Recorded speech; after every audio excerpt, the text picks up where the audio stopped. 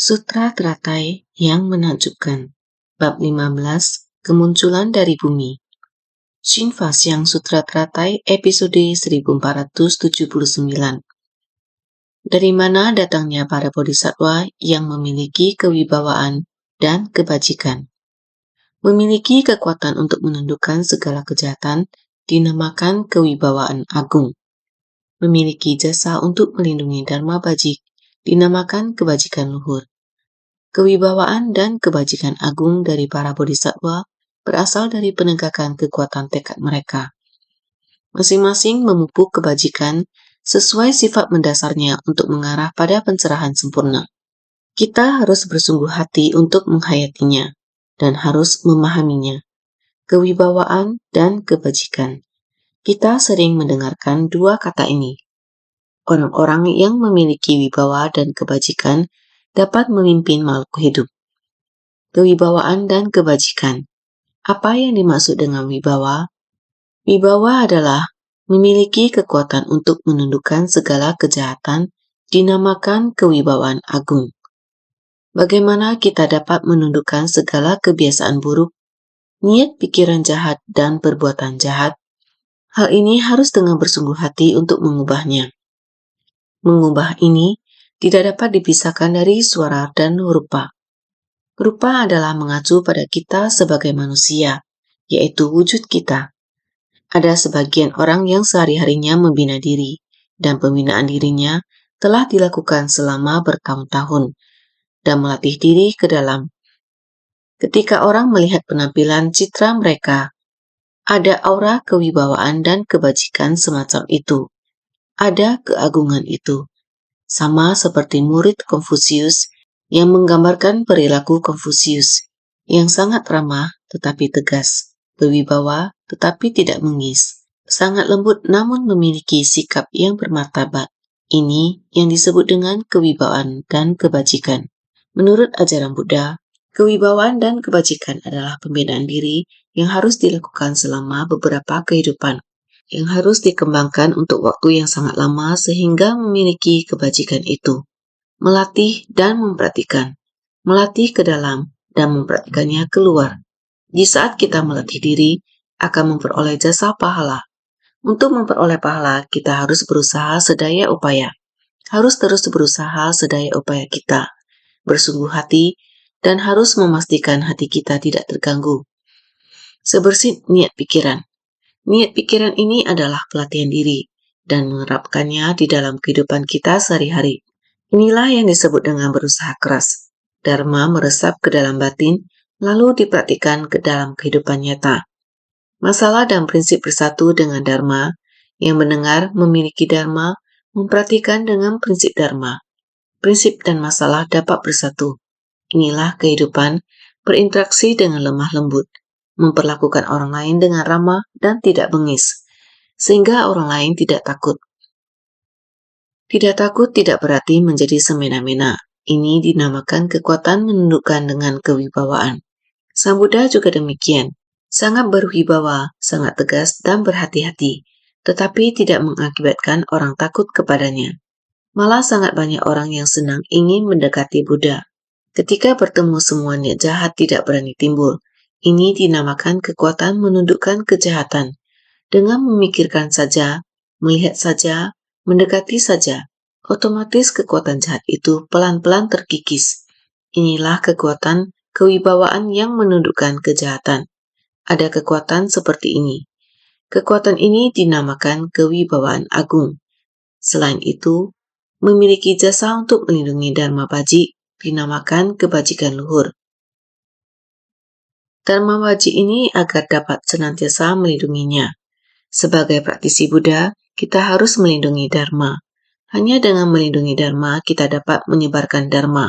Karena Dharma, mendengarkannya membuat kita berbahagia. Kita menghormati dan bersukacita dalam Dharma, dan tentunya kita harus melindungi Dharma. Kita harus mempraktikannya. Inilah yang diajarkan Dharma kepada kita. Kita harus menerapkan Dharma dalam tindakan kita.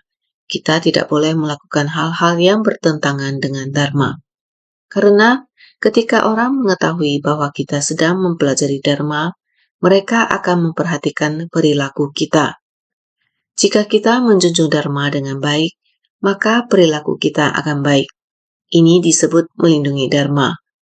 Kita tidak boleh mengklaim kita sedang menerapkan dharma dan membuat orang berpikir, Anda bukanlah seseorang yang mempelajari dharma. Apa yang Anda pelajari mengajarkan Anda untuk menjadi seperti itu. Kebiasaan buruk masih ada dan pikiran jahat masih ada dalam pikiran Anda. Ada pikiran jahat di pikiranmu. Dan inilah tindakan yang Anda ambil. Ini adalah dharmanya. Apakah dharma memang demikian? Pengajaran dari Buddha adalah mengajari kita agar setiap tindakan kita memiliki sikap bermartabat. Di dalam sikap bermartabat memiliki dharma bajik. Buddha tidak lain adalah mengajarkan kita dharma sejati tersimpan di dalam batin kita. Kita harus mempraktikkan dalam tindakan nyata di dalam kehidupan sehari-hari. Sikap bermartabat ini adalah membabarkan dharma, penampilan dalam membabarkan dharma. Mengapa pelatihan diri mesti berada dalam vihara, hutan rimba? Itu adalah ladang pelatihan dalam pembabaran dharma. Ladang pelatihan pembabaran dharma, apakah bicara terus-menerus baru dinamakan sebagai membabarkan dharma? Bukan. Kondisi lingkungan ladang pelatihan. Kondisi lingkungan ladang pelatihan. Bagaimana terjadinya kondisi lingkungan? Kondisi lingkungan adalah wujud dari para praktisi, ekosistem dan para praktisi. Agar begitu orang memasuki ladang pelatihan ini, pikiran ini akan terpisah dari gangguan eksternal, kekhawatiran duniawi, dan kekeruhan. Dengan sendirinya kondisi batin itu, orang masuk ke dalam ladang pelatihan. Kondisi batin itu dengan sendirinya terhadap kondisi luar yang dalam, kebingungan dan kekacauan itu. Dengan sendirinya dia akan terlepas. Ini dinamakan ladang pelatihan. Ini juga dinamakan pengajaran lingkungan. Ini adalah pendidikan lingkungan hidup. Ajaran ini berasal dari lingkungan kita, muncul di kehidupan orang, interaksi antar manusia, rasa hormat, dan keharmonisan dan kebahagiaan antar manusia. Jadi, ada 6 prinsip keharmonisan sangga di komunitas monastik. 6 prinsip keharmonisan sangga yang ditunjukkan dengan sendirinya dinamakan pemandangan. Juga adalah pengajaran lingkungan. Lingkungan ini juga merupakan pemandangan untuk dilihat orang-orang. Saat mereka melihat pemandangan ini, hati mereka akan menerima ajaran tersebut. Dan inilah yang disebut sebagai ladang pelatihan. Jadi kita menyebutnya melindungi dharma bajik. Kondisi luar juga melindungi dharma bajik. Kondisi luar ini berasal dari suara dan rupa dari manusia. Saat suara dan rupa mengekspresikan 6 prinsip keharmonisan sangga, ini adalah dharma yang terbaik. Dalam komunitas monastik ini, orang-orang akan datang, lewat dan tercerahkan dengan cara ini. Secara alami mereka akan memahami bentuk dari Buddha Dharma. Ini disebut nutrisi dari Buddha Dharma. Ajaran dari Buddha Dharma, nutrisi Buddha Dharma ini melindungi Dharma bajik sehingga saat orang datang, mereka akan terpengaruh oleh suasana murni, bersih dan tidak menyimpang. Ini adalah melindungi Dharma bajik. Apakah datang sampai lingkungan yang tidak baik baru dapat melindungi Dharma bajik? Ladang pelatihan, hati setiap orang merupakan ladang pelatihan. Karena kita terus mengatakan, di dalam hati setiap manusia terdapat ladang batin, kamu harus berikrar. Harus bersungguh-sungguh berikrar. Benih yang baik dalam batinmu akan tumbuh keluar. Kita bisa membiarkan satu benih ini berkembang menjadi dari satu tumbuh hingga menjadi tiada terhingga. Kekuatan dari pahala kebajikan ini, kita perlu membina diri setiap hari. Membina diri, bagaimana cara membina diri? Sebersih pikiran ini. Sebersih pikiran ini merupakan benih kebajikan yang terbaik. Pikiran-pikiran baik merupakan benih-benih kebajikan. Perkataan, pikiran baikmu. Setiap perkataan yang kamu katakan merupakan benih. Apa yang kita dengar dan serap, benih kebajikan ini sudah tertanam dan tersebar. Di atas ladang batin orang lain, dia membawa benih kebajikan ini pulang. Menyatu dengan ladang batinnya, secara alami ladang batinnya sudah menerima benih ini. Benih kebajikan sudah bertumbuh. Dengan begini, kita sedang menjaga dharma bajik dari pikiran kita, dari tindakan kita, dari dharma yang kita dengar. Mendengar, kita harus memanfaatkan apa yang kita dengar, dimanfaatkan pada pelatihan diri kita, dengan pelatihan diri yang kita praktikkan dalam tindakan nyata. Secara alami dapat mendekatkan diri kita dengan orang-orang, memberi kesan kebaikan kepada mereka. Kesan kebaikan tersebut dapat menundukkan kejahatan. Jika niat pikiran baik kita kuat, meskipun orang lain memiliki pemikiran jahat, dengan sendirinya energi kebaikan kita kuat dan membuat pikiran jahat mereka perlahan-lahan mundur. Ini adalah sebuah suasana. Oleh sebab itu, kita harus benar-benar bersungguh hati mengembangkan suasana ini. Suasana ini adalah tata krama pelatihan diri kita. Apakah kita berada di komunitas monastik ataupun hanya sendirian berbicara dengan orang-orang, kita harus selalu memiliki tata krama ini. Dengan sendirinya kita memiliki kekuatan menundukkan kejahatan dan juga memiliki jasa baik. Ini disebut kewibawaan dan kebajikan. Tentunya kita juga harus bersungguh hati untuk mengakumulasikannya. Berapa lama Sang Buddha menghabiskan waktu untuk mengakumulasi? Selama beberapa kehidupan dan beberapa kalpa, telah mencapai maha kewibawaan dan kebajikan. Bodhisattva juga demikian. Ada amal kebajikan kecil yang terus-menerus diakumulasikan menjadi amal besar. Kita katakan bahwa tetesan air yang terkumpul akan menjadi aliran sungai, butiran beras yang terkumpul akan memenuhi bakul. Tetesan-tetesan air telah menjadi sebuah aliran sungai. Seharusnya diakumulasikan tetes demi tetes seperti ini. Pelatihan spiritual diakumulasikan setiap detik hingga menjadi pelatihan jangka panjang. Dalam kewibawaan dan kebajikan agung dari para bodhisattva berasal dari penegakan kekuatan tekad mereka. Bodhisattva memang seperti ini. Mereka juga menerima ajaran Buddha. Mereka semua sama dalam hal ini. Sekarang di puncak burung nasar, Kritrakuta, mereka semua berkumpul. Ada begitu banyak bodhisattva. Sebanyak pasir di sungai Gangga yang tak terhitung jumlahnya. Orang-orang ini adalah kewibawaan dan kebajikan agung dari para bodhisattva. Karena mereka menjunjung tinggi kekuatan tekad, mengakumulasi kebaikan sedikit demi sedikit, terus melakukan latihan spiritual dalam jangka waktu yang lama. Oleh karena itu, karena kekuatan tekad ini diakumulasi menjadi kewibawaan dan kebajikan agung. Hal ini berasal dari tubuh, ucapan, pikiran, dan kekuatan tekad mereka. Jadi, untuk setiap bodhisattva, masing-masing memupuk kebajikan sesuai sifat mendasarnya untuk mengarah pada pencerahan sempurna. Setiap orang mengumpulkan latihan spiritualnya dan mencapai kebajikan. Karena latihan spiritual mereka, karena mereka berupaya dalam pengembangan batin. Mereka secara lahiriah menunjukkan sikap bermartabat dan kecenderungan kebiasaan. Ini sangat wajar. Ketika orang melihatnya, mereka menimbulkan kegembiraan. Saat mereka melihat dan mendengarkannya, mereka merasa gembira. Ini disebut kewibawaan dan kebajikan. Mereka adalah orang-orang yang memiliki kebajikan sempurna. Bodhisattva adalah mengarah pada kebajikan ini. Praktik kebajikan sempurna, pencerahan sempurna. Bodhisattva dinamakan makhluk tersadarkan, yaitu terus belajar, terus-menerus tanpa henti. Makhluk tersadarkan yang berjalan mengarah pada jalan pencerahan. Tujuan utamanya juga adalah mencapai kebuddhaan. Jadi sampai pada kondisi pencerahan sempurna. Oleh karena itu dia memupuk kebajikan. Bodhisattva memupuk kebajikan juga mengarah pada pencerahan sempurna. Ini juga menggambarkan kepada kita bahwa para bodhisattva ini telah mengakumulasikan sangat banyak.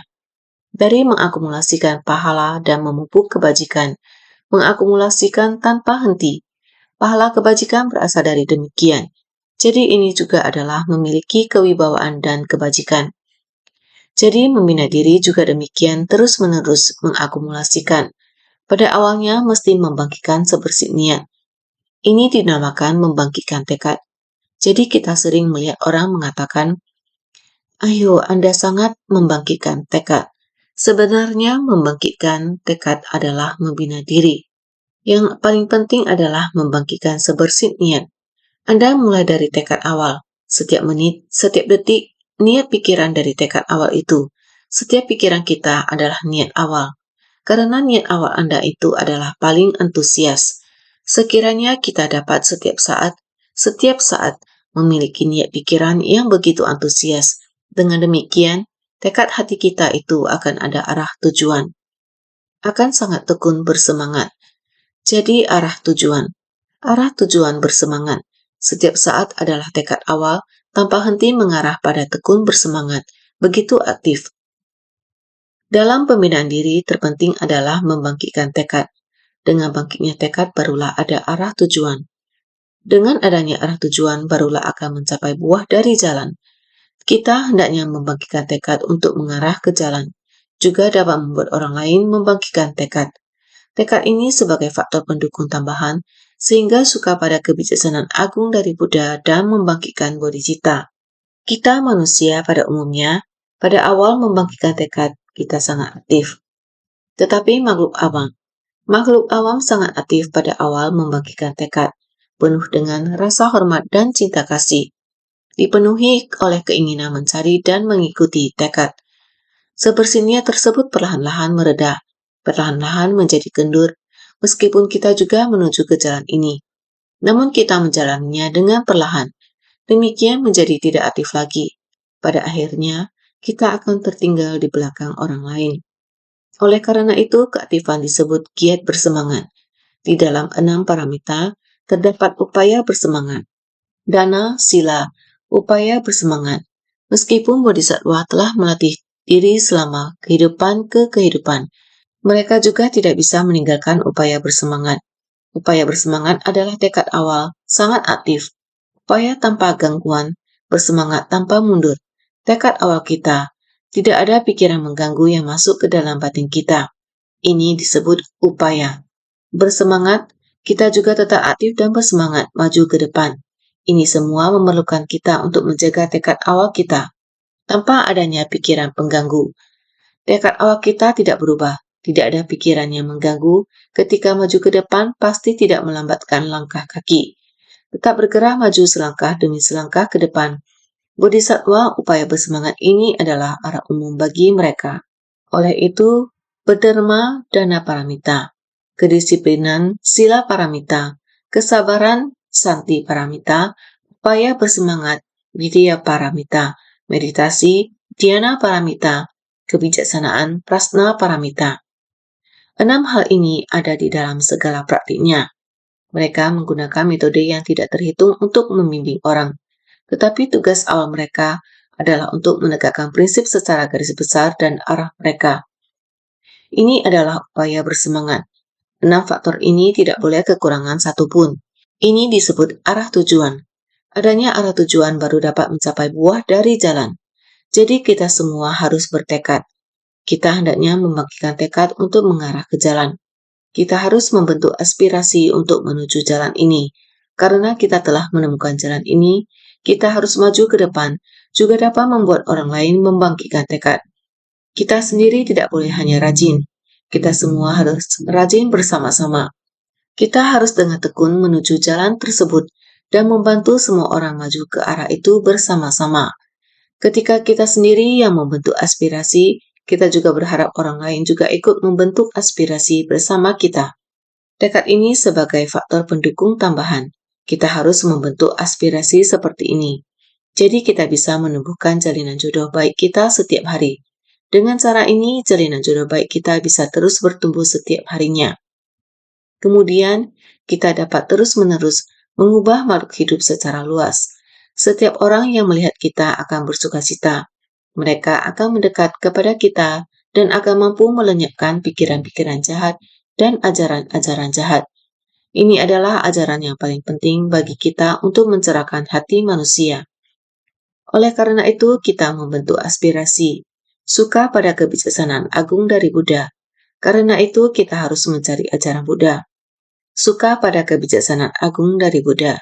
Kita harus mencari kebijaksanaan agung pencerahan sempurna, yang setara dengan kebijaksanaan Buddha. Kita harus senantiasa membangkitkan bodhicitta. Kita melihat ada begitu banyak bodhisattva yang memohon ajaran Buddha. Untuk menerima dharma besar dari ajaran Bodhisattva, kita harus lebih giat dan bersemangat. Bagaimana kita bisa benar-benar mendapatkan ajaran dari Buddha? Kita harus menerapkannya di dalam kehidupan kita. Lingkungan di mana kita berada saat ini tidaklah sama dengan lingkungan saat zaman Sang Buddha. Saat ini para makhluk di dalam penderitaan. Penyakit psikologi yang dialami sangat parah. Saat ini penderitaan para makhluk sangat banyak. Populasi manusia juga semakin banyak. Pada zaman Buddha, populasi manusia di seluruh dunia baru berapa? Sekarang sudah berapa? Sudah pasti penderitaan, kebenaran akan penderitaan. Penderitaan oleh umat manusia yang dilihat oleh Buddha tidaklah menghilang, mengikuti pertambahan jumlah populasi mereka, maka penderitaan pun ikut bertambah. Ada berapa banyak jumlah manusia, maka penderitaan pun ikut bertambah. Jadi saat ini kita tidak lagi boleh mementingkan kebaikan diri sendiri saja. Kita harus mempraktikkan jalan Bodhisattva. Sehingga sebelumnya kita membahas sangat banyak angka, sudah begini banyak Bodhisattva. Dengan jumlah dari pasir Sungai Gangga pun masih tidak bisa terhitung. Meskipun terus berkurang, dikurangi sampai setengahnya, sampai 1/1 triliunnya pasir. Memintamu untuk menghitungnya pun masih tidak bisa terhitung. Ada begitu banyaknya bodhisattva yang membagikan tekad. Sebenarnya, satu bodhisattva memiliki satu dharma. Setiap bodhisattva adalah dharma yang kita ingin pelajari saat ini. Beginilah penggambarannya. Sehingga naskah sutra sebelumnya berkata demikian. Ada pula mereka yang datang seorang diri, tidak punya pengikut dan suka menyendiri. Semuanya datang ke hadapan Buddha dengan jumlah yang lebih banyak daripada yang disebutkan sebelumnya. Sutra Teratai bab 15, kemunculan dari bumi. Ini artinya mereka yang sendirian, tidak ada pengikut. Mereka juga datang ke puncak burung nasar, Kridra Kuta. Orang-orang ini jumlah yang lebih banyak daripada yang disebutkan sebelumnya. Dari yang datang ramai-ramai sampai yang datang sendiri, datang berdesak-desakan. Mereka yang datang sendirian bahkan lebih banyak lagi dengan jumlah yang begitu banyak. Para hadirin yang sedemikian besarnya ini, sekiranya ada seseorang yang ingin menghitung angkanya, selama kalpa yang melebihi butiran pasir di Sungai Gangga, tetap saja tak mampu mengetahuinya secara tuntas. Sutra Teratai bab 15, kemunculan dari bumi. Para hadirin yang sedemikian besarnya ini, sekiranya ada seseorang yang ingin menghitung angkanya. Dengan begitu banyak orang, jika ada yang mau menghitung, 1 orang, 2 orang, tidak akan habis dihitung. Bahkan selama kalpa yang melebihi butiran pasir di Sungai Gangga. Meskipun jika kita mengukur waktu dengan butiran pasir sungai di Gangga, ini akan menjadi waktu yang lama. Sebutir pasir sama dengan 1 kalpa. 1 kalpa adalah beberapa miliar tahun. Juga dikatakan, dengan waktu yang begitu lama, kita masih tidak dapat menghitung. Kita tidak bisa memahami berapa besarnya angka tersebut. Ini menunjukkan bahwa ada begitu banyak dharma. Antara langit dan bumi ada berapa banyak dharma, terutama ruang yang kita lihat. Apakah mereka adalah pelindung dharma ataupun setan di gunung dan hantu di sungai? 8 kelompok dewa dan naga. Ada begitu banyak yang sedang mendengarkan dharma di sini. Sang Buddha mengatakan, semua makhluk berjiwa, baik yang kelihatan maupun tidak kelihatan. Mereka semuanya berada di dalam ruang ini. Jadi kita harus berwaspada, hati-hati dalam segala hal. Sebersih niat pikiran yang timbul dalam perkataan kita dan lainnya, seperti yang dikatakan oleh orang-orang zaman dulu. 3 kaki di atas kepala dan dewa melihat. Kita mengatakan yang baik atau mengatakan yang tidak baik. Semua yang kita katakan dicatat. Setiap kata kita adalah sebiji benih. Ketika kita membiarkan sebiji benih jahat masuk ke dalam hati seseorang, ini juga merupakan melanjutkan perbuatan jahat. Di sisi lain, dengan kata-kata yang membantu orang senang menerima dharma yang baik, benih ini juga tumbuh tanpa terlihat, tanpa wujud. Jadi kita menerima dharma dari sekitar kita. Karena apapun yang kita ucapkan menjadi bentuk benih yang masuk ke dalam hati atau batin kita. Benih ini tidak terbatas. Selanjutnya sutra ini mengatakan, kumpulan bodhisattva penuh ketekunan, serta memiliki kewibawaan dan kebajikan agung ini. Siapa yang membabarkan dharma, mengajar dan membimbing mereka sampai mencapai keberhasilan? Siapa yang membangkitkan tekad awal mereka? Ajaran Buddha manakah yang mereka puja? Sutra siapakah yang mereka terima, tegakkan dan praktikkan? Jalan kebudayaan manakah yang mereka latih? Sutra Teratai Bab 15, Kemunculan dari Bumi. Ini sepenuhnya adalah Bodhisattva Maitreya. Mewakili demikian banyak para bodhisattva untuk memohon petunjuk dari Buddha. Mengapa tiba-tiba demikian banyak para bodhisattva muncul dari bumi seperti ini? Hati semua orang memiliki keraguan seperti ini. Jalinan jodohnya datang dari mana? Bodhisattva Maitreya mewakili semua orang untuk memohon petunjuk dari Buddha. Jadi naskah sebelumnya memiliki banyak pertanyaan. Kumpulan bodhisattva penuh ketekunan serta memiliki kewibawaan dan kebajikan agung ini. Mohon petunjuk dari Buddha. Saat ini melihat begitu banyak orang, ketika orang melihatnya akan mampu menerima hati semua orang. Membuat orang merasa sangat senang ketika melihatnya. Ini adalah para bodhisattva yang penuh ketekunan serta memiliki kewibawaan dan kebajikan. Para bodhisattva yang tekun ini sebenarnya berasal dari mana? Begitu agung, begitu tekun, begitu memiliki kewibawaan dan kebajikan. Ini semua bagaimana mendapatkannya? Membuat orang yang melihatnya maka hatinya akan ditaklukkan. Bagaimana sebab dan kondisi ini datangnya? Karena para bodhisattva ini semuanya sangat memiliki kewibawaan dan kebajikan agung. Mereka pasti adalah orang yang sangat tekun. Kumpulan bodhisattva penuh ketekunan serta memiliki kewibawaan dan kebajikan agung ini. Para bodhisattva agung yang sedemikian banyaknya ini, semua memiliki kewibawaan dan kebajikan agung, tekun membina diri dan giat mencari kemajuan. Bermartabat, itulah kewibawaan. Punya kasih sayang, itulah kebajikan. Mampu menundukkan, itulah kewibawaan. Mampu menerima, itulah kebajikan. Jadi bermartabat, itulah kewibawaan. Praktisi spiritual tampak sangat bermartabat di depan orang lain. Tanpa disadari, melalui perilaku fisiknya, orang lain akan merasakan rasa tunduk. Saya ingin melakukan sesuatu, tetapi saya takut untuk melakukannya di depan dia. Ini adalah kekuatan dan kebajikan yang besar. Mereka tidak hanya memiliki kekuatan dan kebajikan yang besar, namun juga memiliki cinta kasih. Jadi secara alami hati ini akan tunduk kepada mereka. Mampu menundukkan, itulah kewibawaan. Mampu menerima, itulah kebajikan. Mereka adalah praktisi spiritual, orang yang memiliki kewibawaan dan kebajikan. Siapa yang mereka ikuti sebagai guru mereka? Siapa guru mereka? Siapa yang membabarkan dharma untuk mereka? Dharma macam apa yang mereka terima? Untuk membantu mereka terlibat dalam pelatihan spiritual dan memiliki kewibawaan dan kebajikan seperti ini, bahkan kita tidak hanya melalui tingkah laku mereka, melihat dan memiliki begitu besar kewibawaan dan kebajikan di segala penjuru, mereka juga pasti telah mengajar dan membimbing mereka dalam pelatihan diri sampai mencapai buah dari jalan. Inilah mengapa dia membawa begitu banyak orang ke sini. Siapa guru dari para bodhisattva tersebut, dan apa yang telah diajarkan gurunya kepada mereka untuk membantu mereka mencapai keberhasilan dan dapat mengajar kepada orang lain dan membawa begitu banyak pengikut. Inilah keraguan mereka.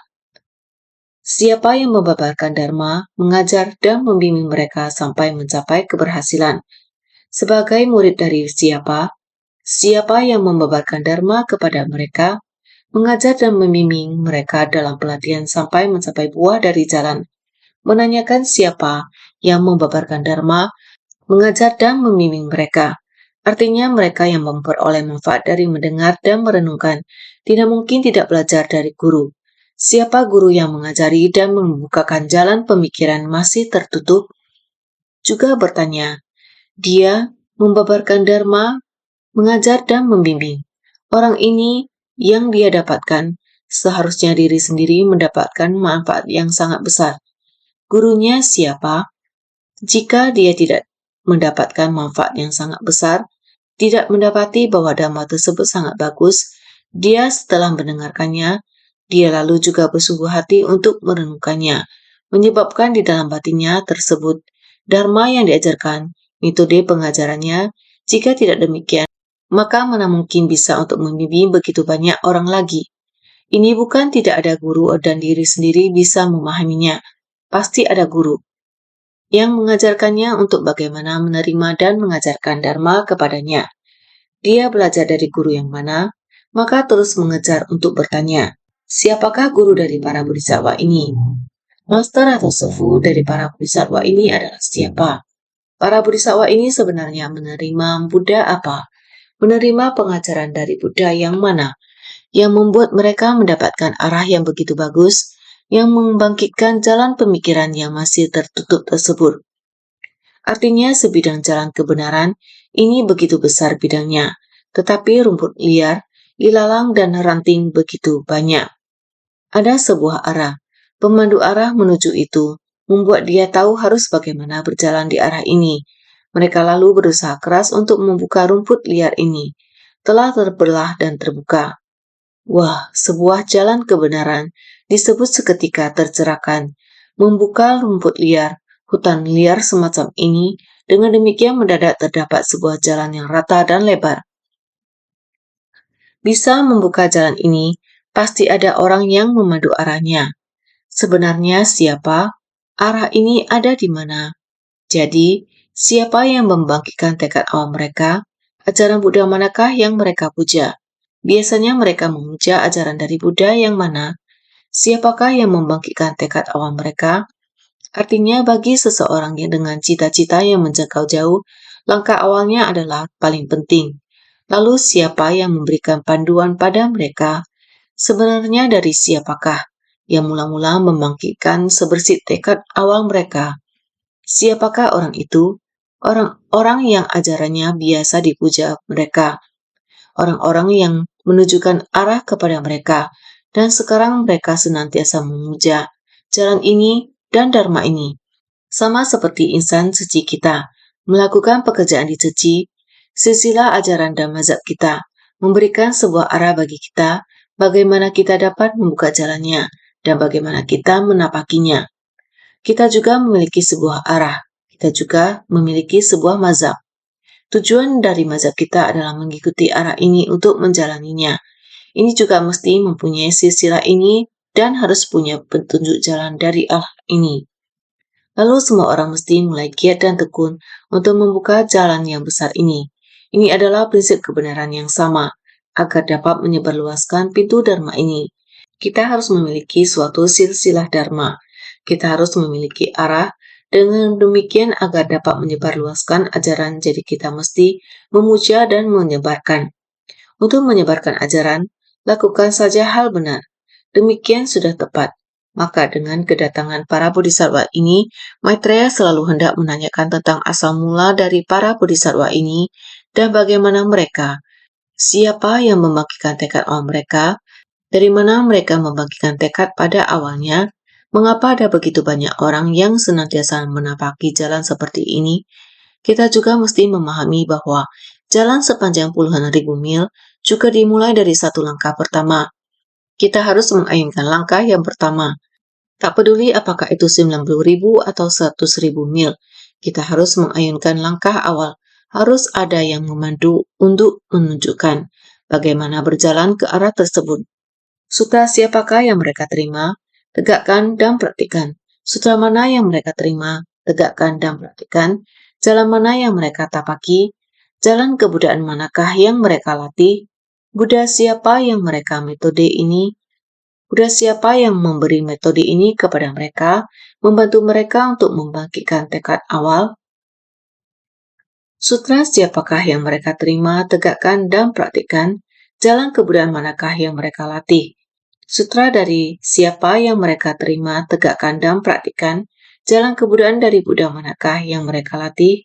Mereka memuja ajaran Buddha demi memberi manfaat pada orang lain. Mereka menerima, menegakkan dan membaca sutra demi memberi manfaat pada diri sendiri. Dalam melatih dan belajar, tentu ada yang memberi dan menerima. Bolehkah bertanya, siapa guru yang dimuliakan mereka? Sutra adalah jalan, agar kalian dapat memiliki sutra dan jalan untuk mempraktikkan. Siapakah yang menerima pada awalnya? Sutra siapakah yang mereka terima? Tegakkan dan praktikkan. Sebenarnya datang dari manakah sutra ini? Jalan kebudaan dari Buddha manakah yang mereka latih? Sebenarnya dari Buddha yang manakah? Buddha yang manakah yang membimbing para bodhisattva untuk membangkitkan tekad awal mereka? Dari manakah tekad awal ini datang? Oleh karena itu, mereka memuja ajaran Buddha demi memberi manfaat pada orang lain. Mereka menerima, menegakkan dan membaca sutra demi memberi manfaat pada diri sendiri. Memuja ajaran Buddha demi memberi manfaat pada orang lain. Kita hendaknya terus-menerus menyebarluaskan ajaran Buddha untuk memberi manfaat pada orang lain.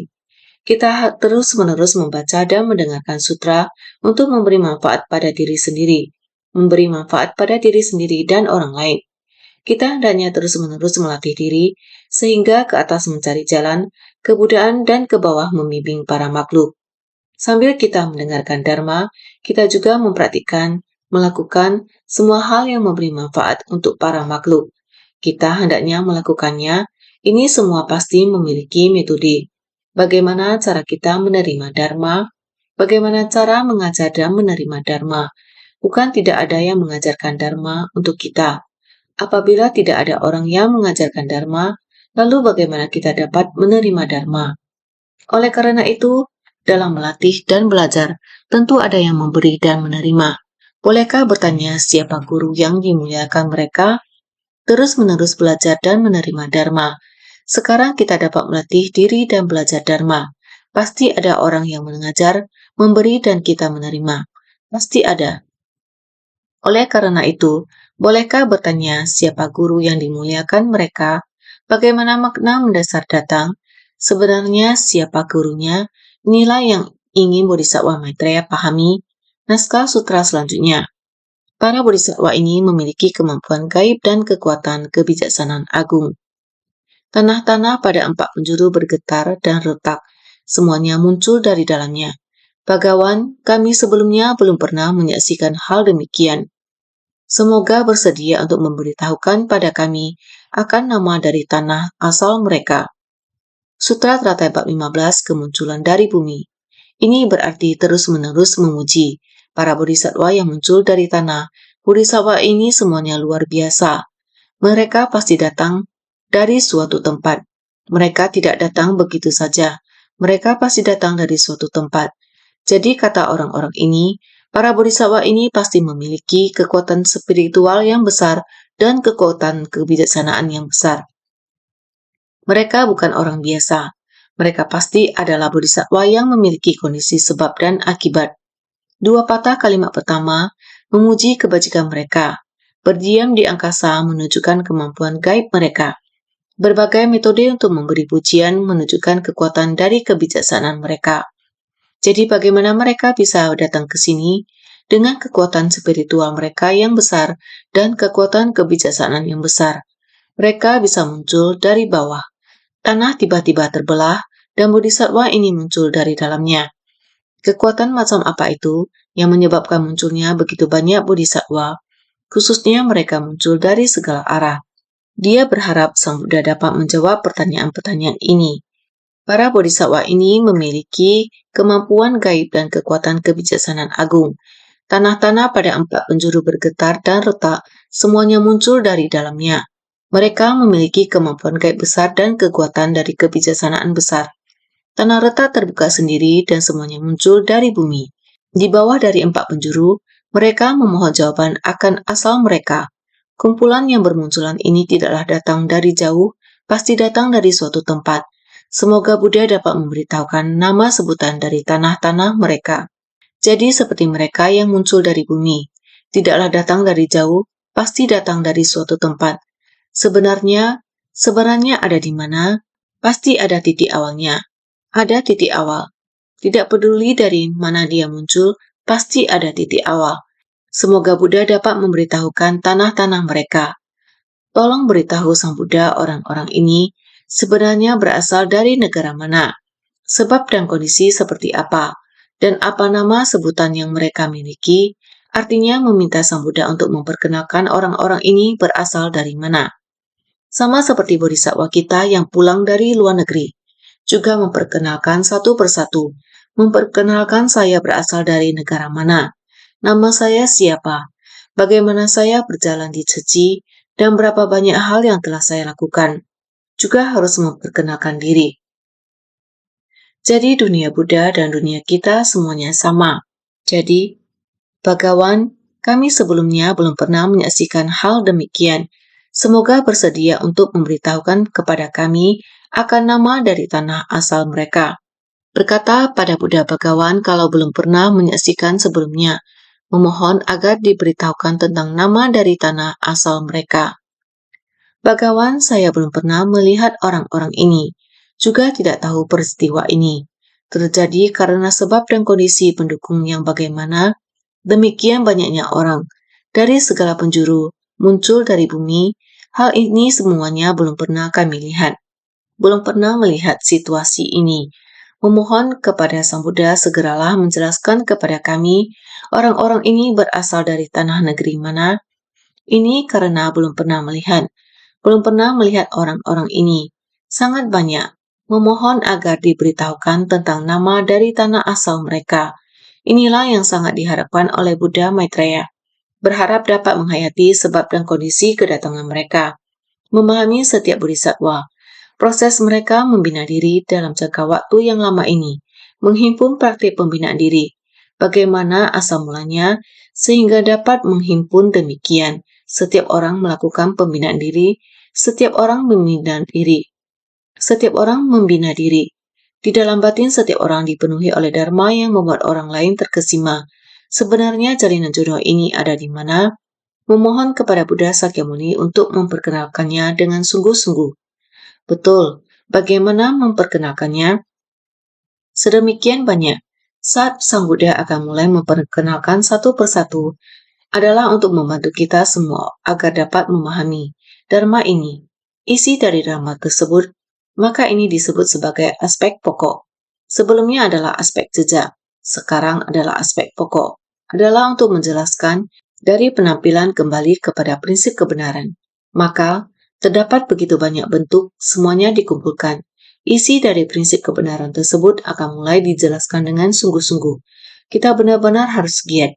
Biasanya kita harus memahami asal mula dharma, dari mana asalnya. Kita sekarang juga harus memahami dharma lama dengan pengenalan atau pemikiran baru. Selama beberapa tahun saya terus mengatakan, urusan suci dari 50 tahun yang silam, tahun 1966, sepanjang tahun sampai sekarang. Kamu di tahun berapa mulai bergabung dengan suci? Bergabung dengan suci, yang lalu kamu tidak mengetahuinya, kamu harus segera pahami asal mula dahulu. Bagaimana datangnya? Kita harus mengetahui sumbernya. Sekarang kita tidak akan menyerah. Baru kita ada cara menjadikan silsilah dan makna utama kita. Makna utama dan silsilah ini baru kita bisa mengerti dengan jelas, sehingga prinsip kebenaran yang sama. Kita sekarang juga harus giat mendorong setiap orang untuk memohon dharma. Dharma harus meresap dalam batin, sehingga mendengar semua mendengar dharma, saya akan terhibur. Prinsip kebenaran yang sama. Pikiran Buddha Sakyamuni mestinya juga demikian. Bukan hanya semua mendengar dharma, saya masih bisa melihat semua melakukannya dengan sungguh-sungguh. Semua yang dilakukannya memberi manfaat. Amal, pengobatan, pendidikan, budaya humanis, tidak lain adalah memberi manfaat orang ramai di dunia. Juga ada cara saling memahaminya bisa menjadi satu esensi, dan sama juga. Insan suci, 4 misi utama menjadi satu. Bagaimana kita bisa berkata, yang lampau kita tidak paham, yang sekarang kita tidak mengetahuinya. Sehingga kita di salah satu sisi mendengar dharma, di sisi lainnya perhatikan pada kita yang sekarang. Setiap hari masalah di dunia, masalah suci, semuanya harus kita hayati. Semuanya harus kita hayati, memahaminya, sehingga kita harus setiap saat lebih bersungguh hati.